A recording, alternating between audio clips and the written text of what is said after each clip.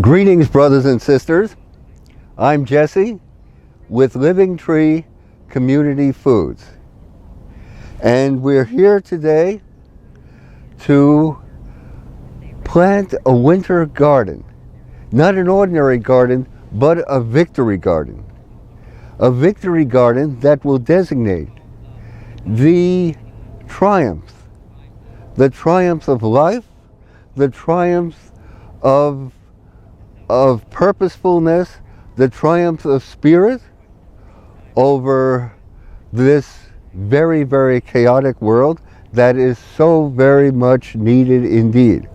We're going to plant the victory garden. We're going to plant the victory garden to commemorate the victory gardens that were created during World War II. Over 20 million gardens were created here in this country during World War II, and they made an appreciable difference. An appreciable difference in the productivity of food, over something like 1 million tons of food altogether were produced during the 4 years of the Second World War in people's home gardens. They made an appreciable difference indeed. And now, brothers and sisters, it seems to me, we too have come to a critical juncture where it's not enough to talk about sustainability. We've got to talk about regeneration. We've got to talk about renewal and regeneration, and that's what it's all about. It's midsummer here in Berkeley. We're here in a very, very special place. We're here in an edible landscape, an edible schoolyard here in Martin Luther King High School. It's in the back of the schoolyard. If you look over there, you can see the high school over there in the distance, and you can see this wonderful, wonderful schoolyard here. We have apple trees here. We have all kinds of vegetables and beans and edible potted peas here. And here we have espalier apples. We have an apricot tree, a fig tree there, all kinds of beans and peas over there. So it's a wonderful, and this is a wonderful blessing that the city of Berkeley has conferred upon its school children. And it's a privilege to be here. Well do I recall the brick and mortar, concrete schoolyard that I spent 8 years in when I went to public school, PS 217 in Brooklyn, New York. What a penitentiary type of building. And to be here where the students come here every day and grow a part of the food they eat and rejoice in the wonderment of the plants and the vegetables and the fruit trees here. There are even chickens here, and to rejoice in all of this is a very, very special thing indeed. So let's get on with our planting. And first we're going to plant some kale. This is a Siberian kale. It's a wonderful winter crop to grow here, and you see I have soaked the seeds overnight to give them a head start, to help with the germination. And basically, as a basic rule, the larger the seed is, the more preferable it is to soak the seed overnight. It gives it a boost, it gives it a helping hand with germination. So here we are. A Siberian kale, a wondrous, wondrous, hardy, majestic, and nutritious vegetable that will grow all year long here in Berkeley. So we have our Siberian kale, and then I'm going to plant after this a wonderful spinach, and these seeds also have been soaked, have been pre-soaked to help them along with their germination. This is a fairly large seed, as you see.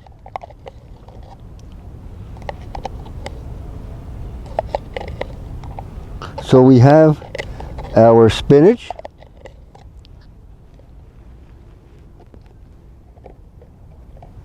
And then we have something called an Ursa red kale.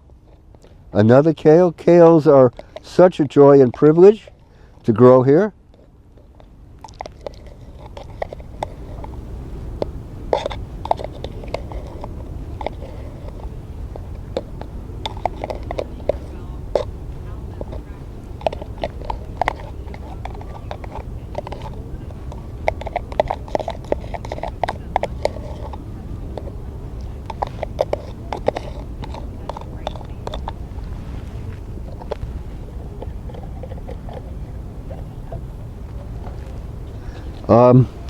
Still another kale.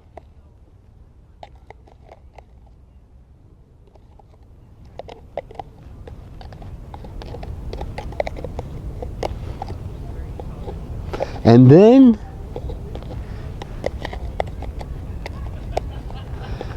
we're going to go on to plant our lettuces.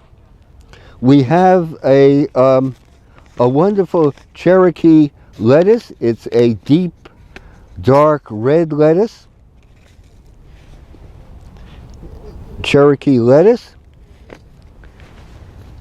And then we're going to be planting a Montestone lettuce. This is a a lettuce which is covered with polka dots, so to speak, with splotches of various different colors. So we're planting our Montestone lettuce, and we're planting our rouge Genoblas lettuce. This is a magnificent French lettuce.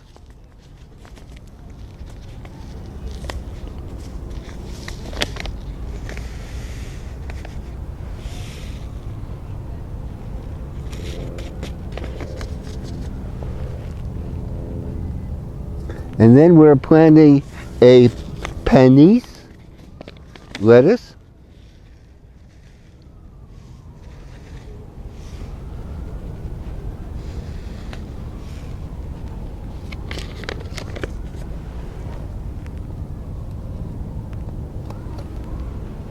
And then a bronze mignonette lettuce. This is a beautifully colored copper colored lettuce.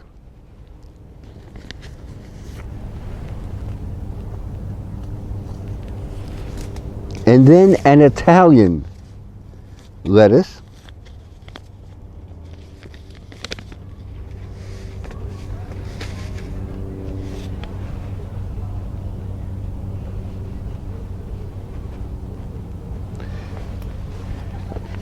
And then I'm going to cover the seeds. I'm going to be covering the kale,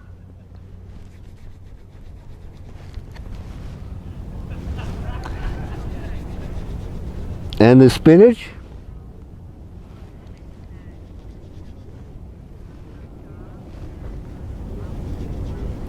notice I'm not going to be covering the lettuce seeds. The lettuce seeds I'm just going to leave on the very, very top.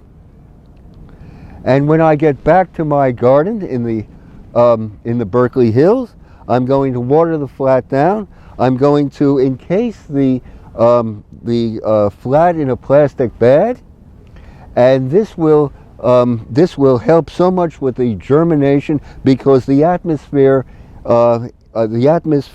of this flat will always be very, very moist, very, very rich, and within a couple days I expect the various seeds to germinate.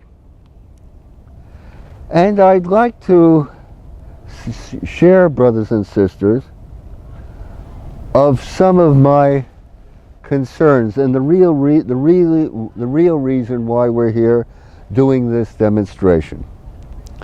We're concerned, and all of us should be, about what's happening in the organic world. The heretofore,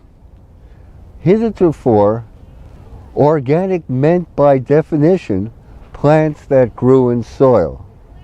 But there has been a weakening, a lessening, a diminution of organic standards.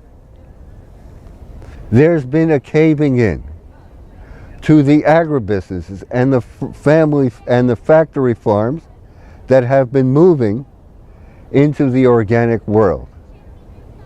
And therefore we're seeing more and more plants being set up, even in warehouses, in shipping containers and so forth, where the fruits and vegetables are being grown in chemical soup, and these are being certified organic, no questions asked. And to our way of thinking, this is a tragedy indeed. And there are other tragedies occurring, such as the advent of CAFOs, and that is concentrated animal feeding operations.